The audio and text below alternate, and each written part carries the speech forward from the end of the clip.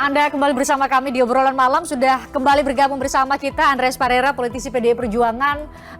Bang Andreas, tadi pertanyaannya apakah sesederhana logika yang mungkin bisa ditangkap oleh publik bahwa saat ini publik masih menanti sikap tegas dari PDI Perjuangan atau status tegas dari seorang Gibran Raka Buming Raka, apakah masih menjadi bagian dari PDIP atau tidak begitu?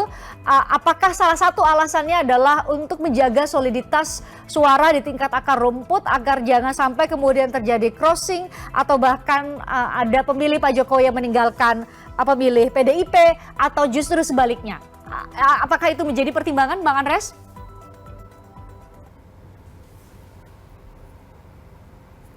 Bang Andreas? Apakah sudah bisa mendengar suara saya dengan baik? Bang Andreas mungkin bisa bantu untuk unmute atau menekan icon seperti mic di akun Zoom Anda. Oke, kalau Bang Andreas, sudah terdengar kok suaranya dengan baik. Bang Andreas, oke, Bang Andreas bisa mendengar suara saya tadi atau pertanyaan saya? Sangat jelas. Oke, jelas. Oke, gimana tuh Bang Andreas? Jadi ya berkaitan dengan statusnya Mas Gibran ini sebenarnya dalam proses ini sebenarnya kemarin itu memang situasi kita di partai semua fokus lebih banyak urusan setelah Mas Ganjar dan Prof Mahfud dideklarasikan, didaftarkan dan semua fokus dengan urusan urusan untuk Mas Ganjar dan Prof Mahfud. Di samping itu teman-teman DPP yang di Mahkamah Bidang Kehormatan Partai ini kan juga banyak di dapil masing-masing kan. Ya. Jadi memang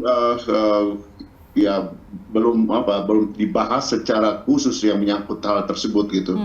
Dan tidak menjadi fokus perhatian juga gitu. Kenapa Bang Andreas? Kenapa? Kenapa Bang Andreas? Kenapa belum menjadi fokus perhatian? Karena juga memang tidak terlalu penting juga gitu, belum terlalu penting juga untuk dibahas itu gitu. Karena memang masih ada hal lain yang lebih penting untuk urusan itu gitu. Kita juga perhatikan kok jadi hal yang luar biasa gitu, seolah-olah ini menjadi bahan perdebatan di publik.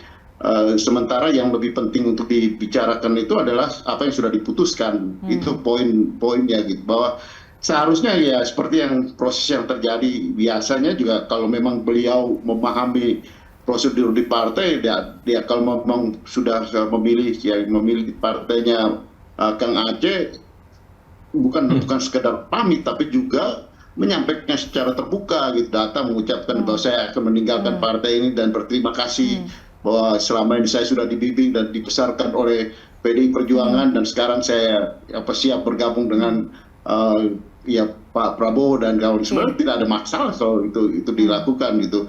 Memang mungkin ada perasaan-perasaan yang termasuk saya kecewa dengan sikap, tapi itu terjadi akan berjalan begitu cepat dan selesai urusan. Karena memang kita fokus pada urusan-urusan yang menjadi prioritas. Memenangkan Ganjar Mahfud dalam hal ini ya. Pada Ganjar dan Mahfud MD itu yang paling penting. Baik. Bang Burhanuddin, apakah isu atau status Mas Gibran yang masih menggantung ini akan berpengaruh terhadap elektabilitas dari masing-masing paslon, katakanlah spesifik kepada paslon Pak Prabowo Subianto dengan Gibran Raka Buming dan juga Ganjar Pranowo, termasuk elektabilitas dari Partai Demokrasi Indonesia Perjuangan sendiri, Bang Burhanuddin, atau menurut Anda seharusnya ada penegasan Mas Gibran masih menjadi bagian dari PDIP atau sudah menjadi bagian dari partainya Kang Aceh supaya lebih tegas pemilih di tingkat akar rumput, atau bagaimana menurut Anda? Iya, jadi memang saya menangkap kegamangan dari elit PDI Perjuangan terkait dengan status Mas Gibran. Jadi memang sangat berbeda jauh kalau kita bandingkan dengan respon PDI Perjuangan terhadap kader lain. Yang paling dekat misalnya Budiman Sujatmiko, itu kan langsung dapat surat cinta ya, dipecat dari PDI Perjuangan. Kemudian Gubernur Maluku Murad Ismail, posisinya sebagai ketua DPD PDI Perjuangan Provinsi Maluku dicopot karena istrinya mencalonkan melalui partai lain. Dan banyak contoh di mana PDI Perjuangan tidak pernah mengenal kamus politik dua kaki.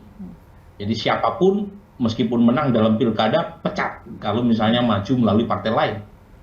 Rusdi Ningsih yang tadi saya cerita itu dipecat 2014, dia mendukung pasangan Prabowo Hatta di Jawa Tengah, padahal PDI Perjuangan sudah memutuskan untuk mendukung Joko Widodo. Jadi ini terus terang presiden yang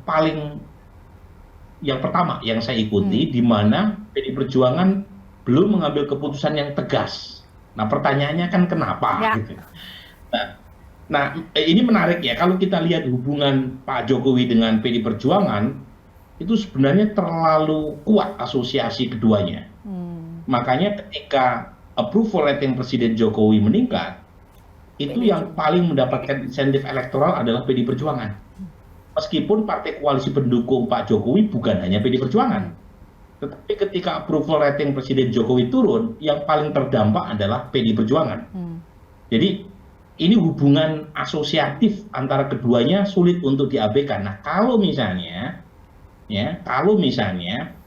ada hukuman yang keras kepada Gibran, itu dikhawatirkan mendisasosiasi antara PDI Perjuangan dengan Pak Jokowi. Jangan lupa survei saya terakhir yang kita rilis, ada 25,2% responden yang ingin memilih PDI Perjuangan. Kita tanya, apa alasan memilih PDI Perjuangan? 28% dari 25% konstituen PDI Perjuangan tadi memilih partai ini karena sudah terbiasa memilih PDI Perjuangan.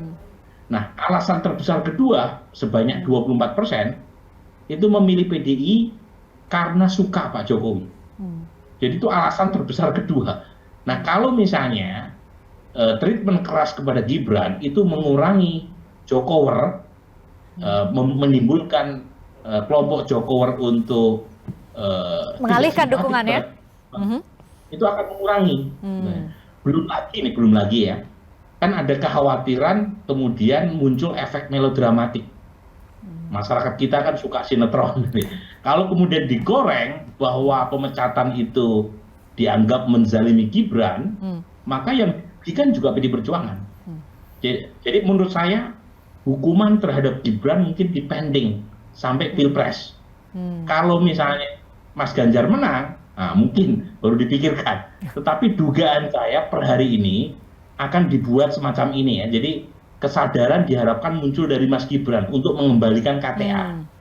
Tapi saya tidak menduga bahwa muncul pemecatan secara tegas dan keras langsung dari elit PDI Perjuangan. Mungkin kesadaran yang diharapkan kepada Gibran untuk proaktif ya. Datang dengan muka, pergi, terlihat punggungnya. Jadi itu bacaan Anda. Kang Aceh terakhir buat Anda. Kang Aceh kan kalau PDIP mendapatkan insentif elektoral luar biasa ketika ada tingkat kepuasan terhadap Presiden Jokowi juga sangat besar atau sangat tinggi karena bisa diasosiasikan. Nah, ini Mas Gibran ini kan diusungkan oleh Partai Golkar, sementara adalah kader dari Partai Demokrasi Indonesia Perjuangan. Pertanyaannya, Golkar nanti dapat apa dong? Karena kan ada pertarungan juga tidak hanya di Pilpres tapi juga di Pileg. Diharapkan ada tokoh yang juga bisa membuat publik aware bahwa ada Golkar yang juga silahkan dipilih caleg-caleg yang juga diusung oleh Partai Golkar. Itu gimana? Ya, setidaknya sikap Partai Golkar yang secara terbuka dan resmi mengumumkan Mas Gibran pertama kali itu menunjukkan bahwa publik sangat paham bahwa Golkar berani untuk bersikap dan lebih mengedepankan kepentingan yang lebih besar. Ya, bahwa kemudian sikap Partai Golkar tersebut menurut saya pada tingkat tertentu pasti akan dinilai secara positif, terutama oleh para Jokower yang militan gitu ya, karena kan kita tahu juga bahwa bagaimanapun harus dipahami ketika sikap ya setidaknya restu yang diberikan oleh Presiden Jokowi terhadap Gibran itu kan tentu bukan tanpa sebab gitu loh. Nah, karena itu sekali lagi tanpa bermaksud mencampuri urusan rumah tangganya partainya Pak Andreas gitu ya, bagi kami apa yang kami lakukan ini semata-mata karena kami merasa bahwa salah satu potensi kemenangan yang mungkin bisa kita dorong secara lebih maksimal adalah bagaimana menempatkan figur seperti Mas Gibran yang bisa menggait para pemilih pemula, di samping tentu idealisme kami juga mendorong supaya anak muda diberikan kesempatan dalam proses regenerasi kepemimpinan. Itu kira-kira begitu, Mbak. Baik.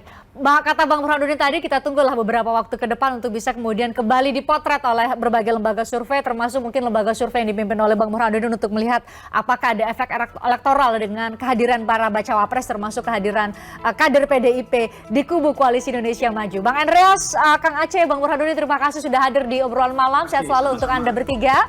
Kita jumpa lagi di lain kesempatan. Saya juga mengucapkan terima kasih buat Anda pemirsa yang sudah nonton kami. Happy weekend. Saya Christian Grich. Sampai jumpa.